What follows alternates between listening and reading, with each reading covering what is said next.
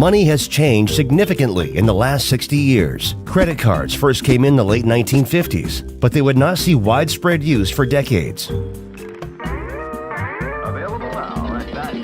Expenses in line. Empire Card from M&T Bank. Bank checks were still the most popular form of payment besides cash. You can use checks to buy things. Increasing use of checks in the 70s led to the development of an electronic payment network to replace the ever-growing burden of maintaining paper records of payments. This network would be called the Automated Clearinghouse, or ACH. This is what allows your paycheck to be directly deposited into your bank account. The 20th century saw a rapid growth in technology across the Western world.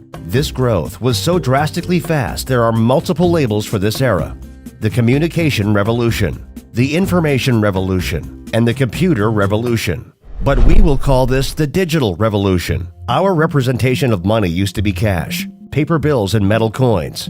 The digital revolution has made money ever increasingly become more virtual and less physical. In fact, today, only 8% of the world's currency exists in a physical cash form. Paper money used to be just a representation of the historical money that is gold, because gold has high intrinsic value. This was called the gold standard and was ended for the United States dollar in 1971. With the invention of the internet came some attempts to return to gold-backed currency by representing gold digitally. Two of such attempts were called e-gold and gold money. Though money had become more digital in the late 1900s, there still was not a strictly digital-only currency until the DigiCash company was started by David Chaum in 1990. The new currency was rightly named eCash. eCash, however, did not gain much use. Only one bank in the United States implemented the currency, and just a handful worldwide. And Mr. Chaum's company went bankrupt by 1998. By this time, the internet had spread to over a quarter of U.S. homes. Multiple digital currencies came and went. Government regulation caused currencies like e-gold, gold money, and Liberty Reserve to cease progress. No digital currency created yet was safe from censorship. During the course of this inquiry, we've examined the issues and potential risks and threats that virtual currencies pose. Then came 2009.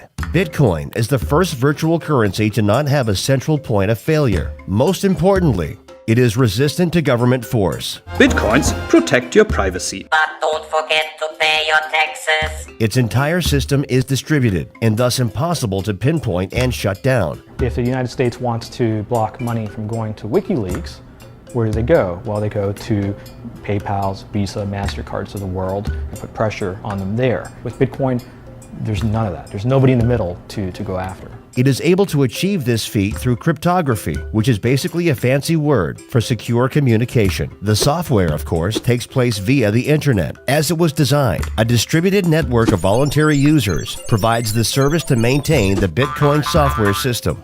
This currency allows you to send a payment to anyone in the world online without using any bank, company, country, government, or otherwise trusted third party. Sending Bitcoin basically works like an email, except that a Bitcoin's unit of value cannot be duplicated. Only a specified number of Bitcoin units will ever be in existence, much unlike the US dollar money supply, which is determined by the Federal Reserve Central Bank. America's money supply has basically doubled in just the past decade, causing prices of goods and services to do the same. After it was released, the first Bitcoins had near zero value because at this time, almost all the users were simply cryptography enthusiasts, computer nerds, playing around with some new and cool piece of software. By May 2010, Bitcoin was beginning to trade in the real world. It is likely the first transaction ever made with the fledgling currency, which began in 2009. This Papa John's pizza might look like an ordinary delivery, but it seems likely to go down in history as the most expensive food of all time.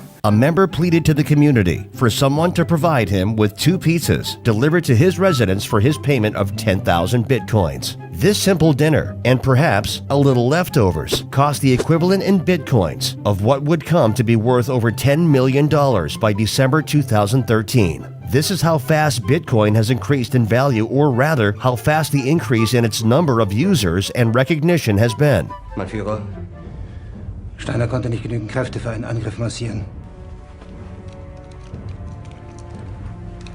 Der Angriff Steiners war ein Befehl! Führer, ich kann nicht zulassen, dass die Soldaten, die für Sie verbringen...